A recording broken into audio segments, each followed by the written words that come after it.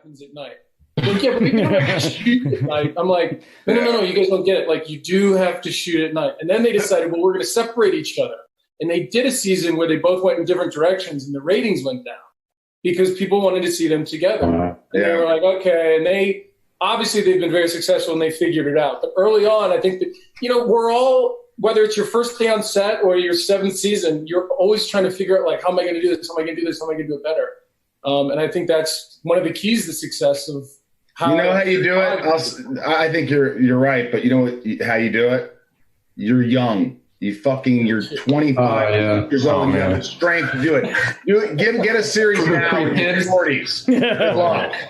And Tom, isn't it true you would self-drive and you fell asleep at train tracks or something? Like, I heard that through the grapevine once, because after all those hours. I heard you wrote a letter. Remember? But no, you guys actually saved me. I think John Schneider was behind it. There was a day where I think I had worked 23 hours and had to drive 2 hours between one location halfway through the day, and I was driving home, and John Schneider was in the last scene with me. It was like 4 a.m., and he saw me getting in my car, and he's like, what are you doing? He goes, you're driving? He's like, you're not fucking driving. And I think, correct me if I'm wrong, he got to the rest of you because contractually I wasn't allowed to have a driver unless everybody did. And you guys sorted out a way where I could actually get someone to drive me to work because of all the hours. Yeah, we all signed it because it was like favored nations for something where they don't drive Americans in Canada. And we changed that because it did. Well, no, I'm not saying it was Canada. I'm just saying in Canada, the rule, whatever the deal they made with us is everybody drove themselves. You're moving there. You're now a citizen of Canada for whatever. And so that was it. And we're like, Tom is going to die. Our lead is going to die because so we changed the rule. Ultimately, we did. We wrote the letter, and then Tom. They gave Tom a car. They drove. Still here. Awesome. Still here. That's awesome. Thank God, man. Tom, you're like the Cal Ripken Jr. of acting. There must be some kind of most amount of games played. Both days I didn't show up to work. They turned the lights out. So I did. Nice. We're obviously talking about a lot of memories. I want to make sure to get some of the other fans in here. A lot of these questions. No, I mean it's good because a lot of the fans asked for these types of answers. I just want to shout them out. At Cheshire Cat 91 says, do you have a favorite anecdote to tell about your time filming or a castmate? We've heard a bunch already. They say bonus points the more embarrassing or heartwarming it is. I want to get some of the women in here as well. Kristin, any favorite anecdotes? We're like, no, it's fine. No, that's not it. Let the guys talk. We're good. Yeah, we're good. We're used to it. Anecdotes It's are fine. hard for me sometimes. I when Alan was talking about kind of it being a blur, some of it, a lot of the early years of Smallville were a blur for me. I was so scared all the time. And so it's like this kind of blurry mess. I just remember reading constantly, just sitting in a corner reading books all the time.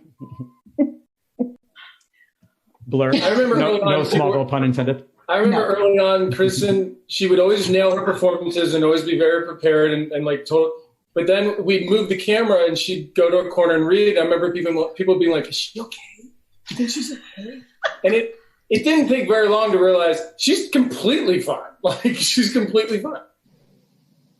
Kristin, a question that came in with one of our fans, Eldest Damon as well, was what was it like being Lana, knowing that Lois in the comics, right, was the eventual love interest of Superman, and they were just curious about how that was, but the TV show also made its own choices. Smallville made its own choices about the mythology, so you didn't really know necessarily where it was going, and we had a lot of ups and downs. You were with Lex, you were with, the fan were curious a little bit about what that experience was like, sort of playing Lana and knowing that Lois was coming.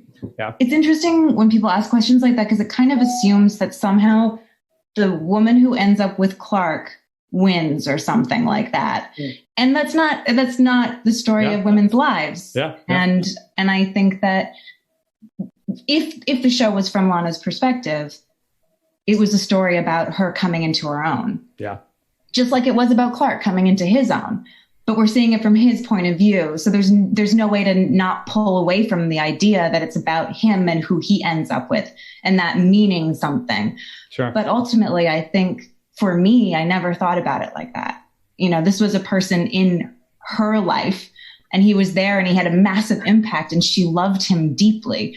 But in the end, her story went somewhere else. And so you didn't see her anymore, but it didn't mean her story doesn't continue and she doesn't have a full, complete life somewhere where Clark doesn't see her or know about her.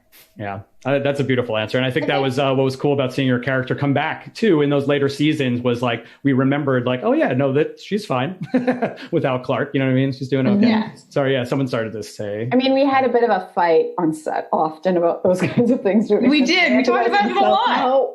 And so, no, but there is a misnomer out there, and maybe it happens on some sets. I don't know. Maybe there's a sense of a rivalry or something, but I think that's just kind of spun out. But that's what happens. I mean, I didn't experience that with Kristin or Laura. No, and I think you know, obviously it is from Clark Kent's perspective, like you said, Kristin. But I think the women do hold their own. You know what I mean? For sure, a lot of the characters they come in, and especially I mean, my gosh, Lois comes in as well and is just totally like very flippant towards Clark for a majority of the early seasons. You know what I mean? And is very much her own woman. And then obviously Kara, you know, is 100% her own woman. I don't know. Any reflections on that, Erica and Laura, kind of portraying these strong women superheroes really early on in the TV process of it? Obviously we had some series in the 80s and things, but these were the first time these characters were really being fleshed out and like given a lot of meat and depth, if you will. You know, it was really, if you don't mind, Erica, It was really important to me because we hadn't seen Supergirl on television at that point. We didn't really have, like you said, those female superheroes on television. Yeah. And at the time, I didn't really think much of it. Now I reflect and I'm like, oh, it was a bit of a role model thing for young girls, you know, who I still see at conventions now, and now their daughters watch it. But I really wish that I had realized at the time that it could have an impact on young women. And I look back at the photos of what they had me wearing. I think it could have been done, honestly, better in terms of how we portrayed her. She came across flippant and bitchy. And in her attire, too, I just don't think it represented what the character could have been. You know, we did our best at the time. But I would have changed some of the things about her. I'm still, not to say like so grateful that I played her, and it really did help me get into this industry more so, especially in the American market. But yeah, I think, you know, she could have been a little more of a role model to young women. Is there? Yeah. Oh, Erica, sorry. No, go ahead. Go ahead. No, I was just reflecting on that. I came in again partway through.